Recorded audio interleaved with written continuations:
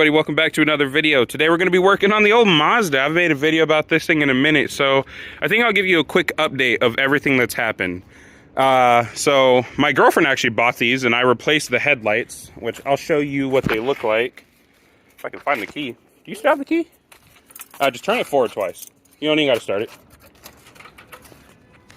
So it's got some nice angel eyes. That's what this janky wiring is. I wired it to test them because I've heard by numerous people that these are cheap and the angel eyes won't work. And I was going to go through and like redo it, but I'm actually going to redo how I'm doing the wiring completely. So what I'm going to do is, instead of having them come on with ignition power, I'm going to have them come on when you turn on the headlights, because the headlights also have this LED beam. So when you have it just one click forward, I believe those come on. Yeah. So I'm gonna wire it into these. So when these come on, these come on. So I only have to have it one click forwards. All right, you can turn the shit off. I don't know why the fucking radiator fan kicks on like that. I did update the car to the 2008 bumper. I did not know that the top grille is different, so I have to buy those. But the biggest problem was these break. The design, the mounting style for these bumpers are not good. So when you get these cheaper replacements, they're really not good. So I might get another one of these cheaper replacements, but use this certain pin style. So it's like a quick release bumper tab, but you just push it and it pins in place. Or I might try to get a speed front end swap, because I want this car to come back, you know, better than before. Not much has happened to the engine. It's had like the injectors replaced, just maintenance done. But as you can see, it's time for valve cover gaskets. I knew the day would happen, but I really didn't want to deal with it. But they're leaky.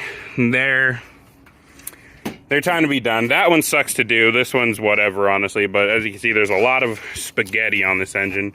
So my current plan is throwing the engine cover to ignore that for now, and I'll deal with it at a later date. Nothing else has really changed with the car. Just brakes, just service and all that. But what we're replacing today is the motor mounts. If you follow me on TikTok, you'll see a video about these motor mounts. Actually, it's a video telling you to come watch this video. I don't really feel like starting the car and showing you how bad they are right now, so you'll just have to watch that TikTok. But I had already replaced this motor mount, because I bought a kit that had the three. That motor mount, the trans mount, and then that back dog bone mount. Replaced that one. Then I lost the other motor mounts. So I bought new ones, and somebody stole them out of my car. And so I bought these ones, and then I lost them. So I ordered another set. I'm getting really tired of buying motor mounts. And then I found those, and I canceled my order and got a refund on it. So I'm putting them in now before I bullshit and forget to do it later, and then have to buy them again. That was making me real mad how many times I had to buy motor mounts. Even though I replaced this one, I'm probably going to replace it again, because it's hard to tell on camera, but the engine is currently leaning this way and this way.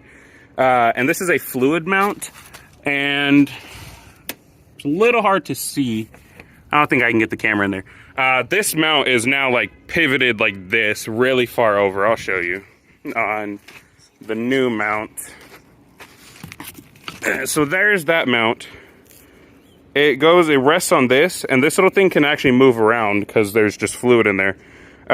It's currently like yanked all the way over, so I have a feeling it's like prematurely going to go out now, and I don't feel like not doing it now and then having to replace it later. I'm going to have to take the battery out to get down to this mount right there, and then the dog bone mount down there is stupid easy to do. But I think I'm going to start with the mounts up here, and then start rolling on the floor and getting dirty. So I'll see you once I got the coolant reservoir unbolted, the battery out, and probably this intake off to just free up some space. Got the intake and battery tray off, and here is the motor mount. It's pretty fucked, to be honest. So I think I gotta take this little shift linkage off for the gear selector. I keep putting my arm on this fucking fiberglass thing right here. God damn it. Take that off, and then just start unbolting it. I currently have the jack already down there holding up the transmission. So I'm going to get that and the dog bone mount, actually, because they both connect to the transmission. Then I'll move over to the engine side and get to that. But I'll do a better comparison of the two, the new one and this old one, once I get this one off. All right, so I got this goddamn motor mount off. I'm in a very not good mood. It's been almost an hour since that last clip. Just trying to get this shit out. But here's the new mount. As you can see, pretty standard. Here is my old one. Correct me if I'm wrong, I'm pretty sure this is supposed to be attached in here as one piece. But it is not. So I have to take this bracket off and transfer it over. But this sat in the car like that, and that bolt hole was an absolute bitch to get off. It took forever. I'm very angry about it. It has completely ruined my mood. Also, for anybody working on your Mazda 6, just know, fuck Mazda for this. They decided to line each shock tower in fiberglass. This piece of plastic is fiberglass, and it cracked about a year ago and gets fiberglass on you. That whole back wall is fiberglass. I know these are fiberglass, but that's usually not a problem. I don't know if people like usually rip this out. I don't think I've ever seen another car with a fiberglass back. So because of how I was working from the side here with my arm down, also, yeah, my axle boot tore when I first bought the car. It was torn. So this whole area, just all back here, is covered in axle grease. But all of my forearm is covered in fiberglass, and it hurts. But my girlfriend's getting me a drink from Starbucks, so that's cool. I really want to take a break, but I'm going to keep trekking on. I have to re-bolt in this bracket. I had to unbolt it so I can get a little more wiggle room to fit the ratchet, but I'm not able to remove it because it hits this bracket, which you have to take off this clamp and then that bolt, and I did not feel like dealing with that. I needed just a little bit of wiggle room. So I'm gonna bolt that back in, transfer this bracket over to that motor mount and bolt it in. Then either move on to the dog bone mount, because that one looks really easy, even though I don't want to roll on the floor anymore, or get to this mount down here. I guess you guys will find out in the next clip, because I'm still uncertain of that at this exact moment. So I got my new motor mount here, you know, things pretty mint, but honestly, there's plenty of life left in this one. Say to all my Arizona viewers and anyone who lives in the heat, make sure you stay hydrated. I'm about to go fucking probably jump in the Celica and go grab me some more water, even though I'm trying not to drive that car, because I am already feeling a little hot and just tired because of heat. But the motor mount is bolted in. I just had to put back on that bracket and reattach the wiring harness to it, put down the 2 bolts for this little water line that transfers onto the back. You can see it right there. And then put the battery in, and then I'm gonna jump and do the dog bone mount, since the transmission is already supported by the jack, and the dog bone mount attaches to the transmission. I think I said that earlier. So just a quick little update and a PSA: drink water. All right, I got the battery tray back on. I'm not gonna put the battery in, and also I gotta hit up a pick and pull yard. The battery tray had broke at some point, so whatever. It's 2 nuts and it comes right off. It's just a plastic tray. But I'm not gonna put anything else back on right now because I'm not done. Just wanted to show you an update that I got it all bolted back in. I'm gonna get back under there and undo the dog bone mount. I don't feel like dragging my phone down there. It's super dirty, and every time I do, I get dirt in my charger. But here's the dog bone mount. So it's just 2 bolts that go into the transmission. I think 1 actually goes through here. So 3 bolts, then the 1 right there, and it just falls right out. Actually, you gotta lift it. It goes this way. You gotta lift it up and over, and it falls out, and then you just slip this one in and bolt it in, and you're done. Anybody who has a Mazda, honestly, if you can, get an aftermarket upgrade of this. This dog bone mount is terrible. They consistently go out and rip the bushing out right here. They're just not a good, they're not a good design. So you can get an upgraded one from, damn it, who do I have my motor mounts for the Miata? I can't remember. I'll put a link in the description to an upgraded dog bone mount for the transmission. Because honestly, you could have the other 2 mounts be perfectly fine, and this one will go bad, and you'll get your engine rocking around, because that's what this mount is for specifically. Stop the engine from rocking back and forth.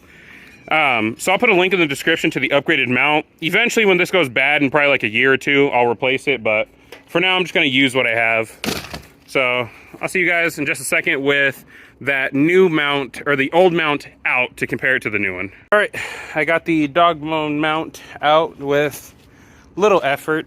Sorry, I gotta come grab the new one. So as you know, I already showed you this.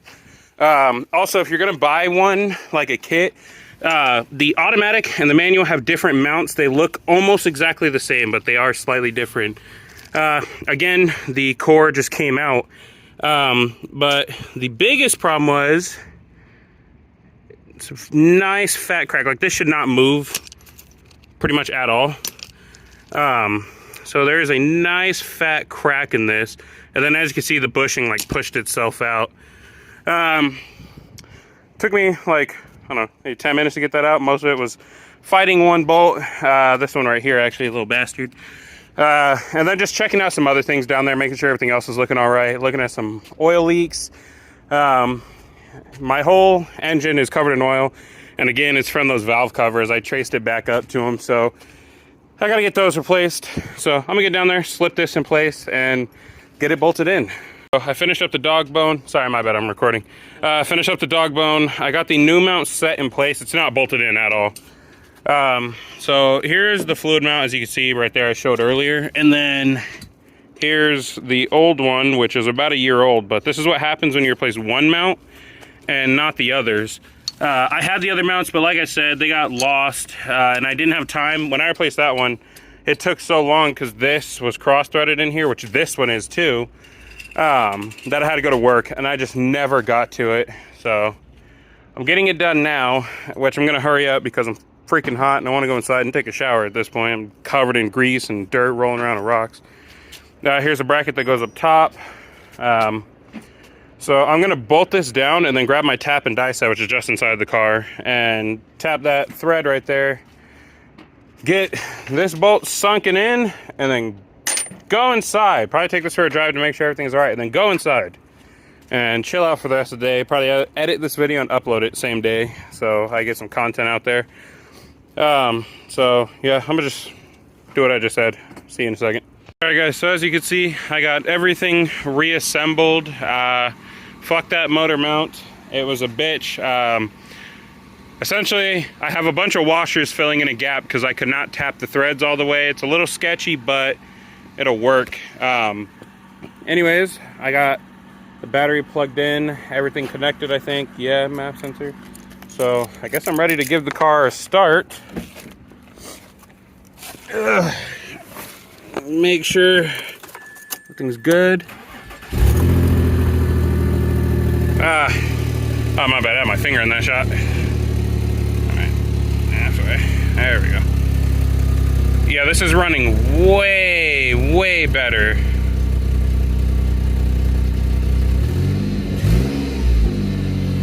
Yeah, so normally the motor's already shaking like crazy. Let's see, if I pop it in reverse.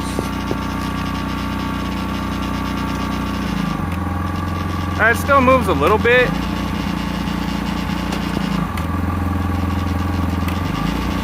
Which it's going to. They're stock mounts, but yeah, this is way better. So I'm gonna get this thing on the floor and take it for a drive. But yeah, I'm super excited to have these replaced and just be done. I'm done. Hold on, let's see. I am looking like a train wreck, I'm sure. So yeah, let me get this all just put back on the floor. I need to remember to go upstairs and get the engine cover, and also that's why I was getting that little misfire. I'm sure they gave you a check engine light code for it. Why didn't you guys say anything? I forgot to hook that up. Here it is. That one's your guys' fault. You should have reminded me. Now we're just gonna plug that in. That way we actually get a proper idle. There we go. I'm actually gonna start it up. I was wondering why I was idling at like 3,000. I was like, I understand it's technically a cold start. It's hot as fuck today, but there's no reason to idle that high. There we go. Yeah, it's much better. All right.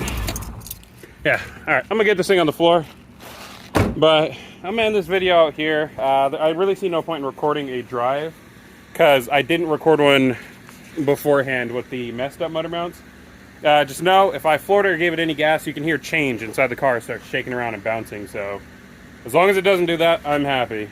But I will see you guys next time. Thank you guys for watching. I'm out. Peace.